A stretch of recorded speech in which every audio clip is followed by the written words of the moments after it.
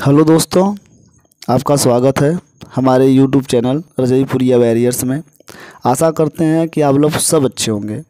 और हम लोग एक संस्करण स्टार्ट कर रहे हैं जो हिंदी का गद्यांश और पद्यांश, जिसे हम लोग पैराग्राफ बोलते हैं।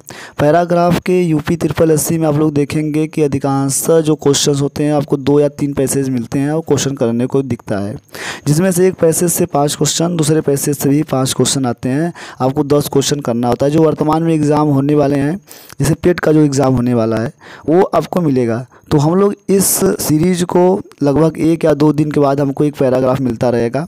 और उसके बाद क्या होगा कि जैसे कि जो भी आपके एग्ज़ाम प्रीवियस ईयर के जो भी आपके एग्ज़ाम्स हुए होंगे, उसी हम लोग पैराग्राफ को उठाएंगे और क्वेश्चन करेंगे, चाहे वो यूपीएसआई का हो, चाहे यूपी ट्रिपल एससी का हो। सारा एग्ज़ाम के जो क्वेश्चंस होंगे, जो भी होगा 40-45 हम लोग पैराग्राफ करने का प्रयास करेंगे।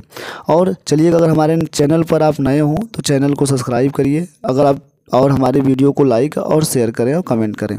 चलिए हम लोग करते हैं कि देखेंगे कि विश्व की कोई ऐसी सभ्यता नहीं है, विश्व की कोई ऐसी सभ्यता नहीं है जिसने वनों का मूल्य को न आंका हो और विभिन्न प्रकार के पशु पक्षियों तथा प्रजातियों के एकमात्र आश्रय स्थल थे और आज भी हैं। वनों के निरंतर घटने से इनके संरक्षण की आवश्यकता पड़ी। जैसे हम लोग देखेंगे कि विश्व की कोई ऐसी सभ्यता नहीं है, जैसे आप देखेंगे कि मिस्र की मेसोपोटामिया सभ्यता, चाहे अमेरिकी सभ्यता ले लीजिए, चाहे चीनी सभ्यता ले लीजिए, सभी सभ्यता, जैसे भारत की हड़प्पा सभ्यता ले लीजिए, ये सब वन क्या हुए थे कि जो वनों की हमेशा अपना एक मूल्य रहा है और उनके मूल्यों को समझना पड़ा है। जो नहीं समझा है वो ख़त्म हो चुका है। और विभिन्न प्रकार के पशु पक्षियों प्रजातियों का एकमात्र स्थल थे। मतलब जैसे यहाँ वन पर क्या होता है कि पशु पक्षी और सभी अन्य प्रजाति के अनेक अनेक प्रकार के सब आश्रय रहने का स्थान होता है। ठीक है। पशु जो होते हैं क्या करते हैं, जैसे पशु हो गए आकर वहाँ ज़मीन पर रहते हैं, पक्षियाँ करती हैं वहाँ घोंसला बना कर रहती है, प्रजातियाँ क्या होती हैं जो छोटे छोटे कीड़े मकोड़े होते हैं वहाँ भी क्या होता है निवास करती हैं, आज भी हैं। वनों के निरंतर घटने के संरक्षण की आवश्यकता पड़ी है।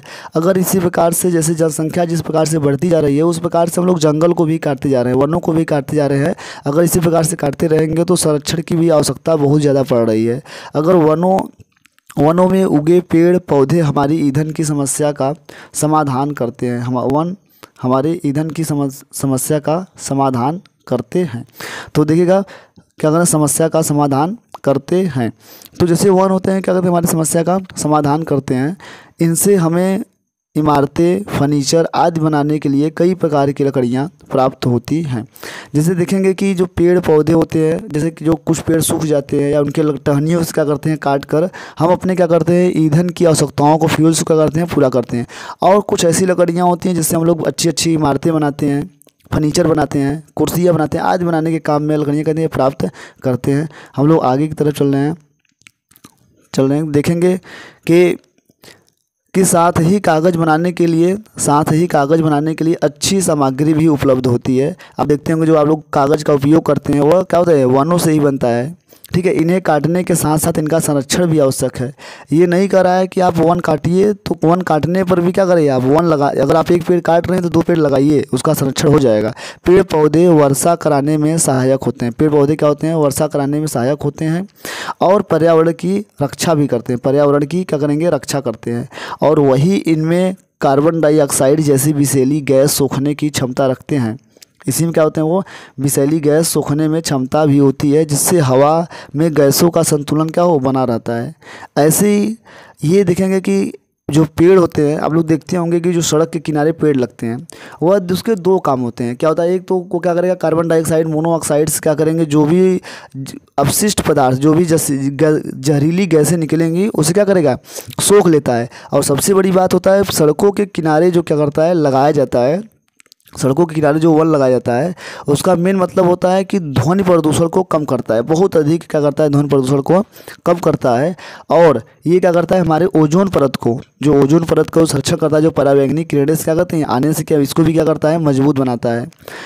कि ऐसे करके हमारी पृथ्वी का भी क्या करती है, सुरक्षित करती है। तो पृथ्वी सुरक्षित कैसे करती है, वन करेगी।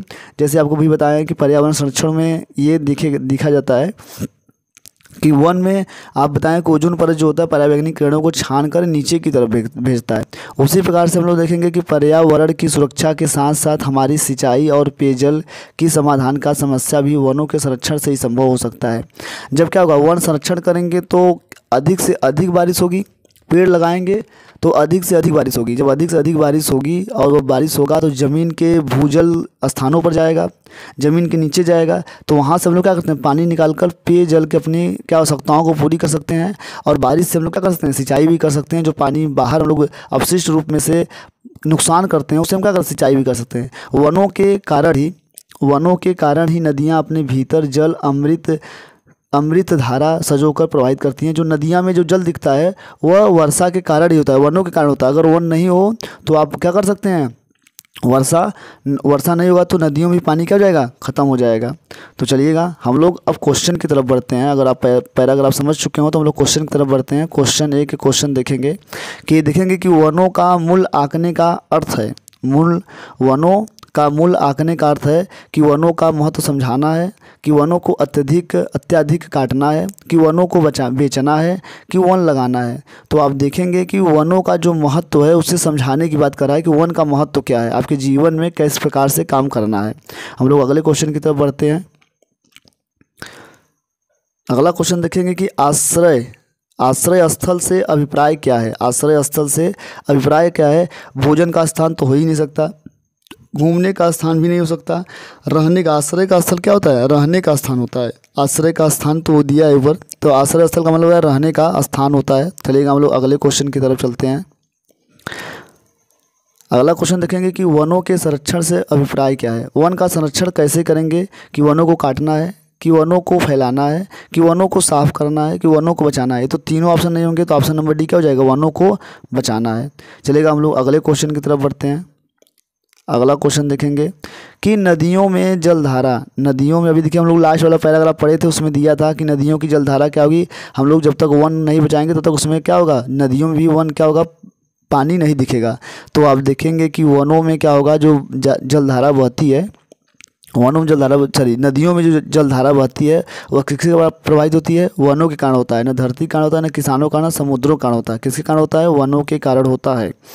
चलेगा हम लोग अब देखेंगे ये यूपी पुलिस री एग्ज़ाम 26 दिसंबर 2018 को सेकेंड फेज का ये पेपर्स है, ठीक है। चलेगा हम लोग आगे क्वेश्चन की तरफ करते हैं। आगे क्वेश्चन देखेंगे कि वन पर्यावरण की रक्षा किस प्रकार करते हैं। वन पर्यावरण की रक्षा किस प्रकार करते हैं, तेज़ हवाएं चलाकर करती हैं, कि छाया देकर करती हैं, कि वर्षा कराने में सहायक बनकर, कि लकड़ी। तो आप देखते हैं कि तेज़ हवाएं थोड़ी हो जाएगा तो क्या हो जाएगा, वर्षा कराने में क्या होती हैं, वो सहायक बनकर सहायता करती हैं। तो हमारा ऑप्शन नंबर क्या हो जाएगा, सी 5वां का। आई होप आप लोगों को ये सीरीज़ अच्छी लगी होगी। अगर आप हमारे चैनल पर नए हों तो चैनल को सब्सक्राइब करिए और ये अपने दोस्तों के साथ भेजिए जो आप पेट के एग्ज़ाम में बैठ रहे हैं। चलिए धन्यवाद, थैंक यू आपका।